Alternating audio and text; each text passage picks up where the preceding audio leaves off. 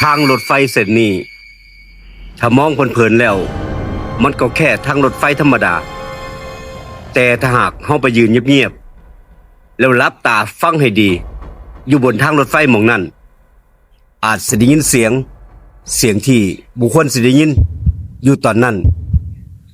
ย้อนกลับไปเมื่อช่วงสงครามโลกครั้งที่2ครับกลางป่าลึกชายแดนไทยพม่ามีการสร้างทางรถไฟเส้นหนึ่งขึ้นมาโดยแรงงานเฉลยศึกและแรงงานคนเอเชียจำนวนมหาศาลครับ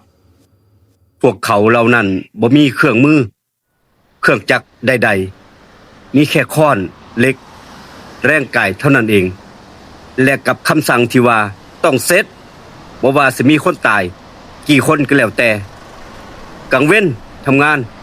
กลางคืนก็ทำงานคนล้มคนป่วยคนตายถูกลากออกไปฝังแบบบ่มีสื่อบางศพบ่มีหลุมบางศพกลายเป็นแค่ส่วนหนึ่งของป่าดินคนที่รอดชีวิตเล่าให้ฟังว่าเวลากลางคืนได้ยินเสียงค้อนเหล็ก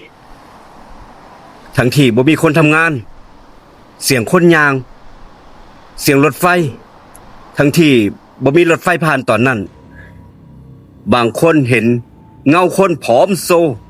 ยืนมองหลังรถไฟเวลานั้นเหมือนกับว่ายังรอผู้ใดสักคนหนึ่งมารับกลับบ้านนั่นคือเหตุผลที่รางรถไฟเส้นนี้ทางรถไฟเส้นนี้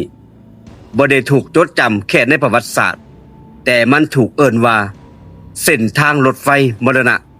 คุณผู้ฟังท่านใดที่ไปเจอเรื่องราวแบบนี้เจอเรื่องแบบนี้ปักคอมเมนต์มาใต้วิดีโอคลิปนี้มาเล่าสู่กันฟังเราโดยลุงดมเล่าเรื่องผีของบันทึกเสียงรถทัวร์เรคคอร์ดขอบคุณทุกท่านครับสวัสดีครับ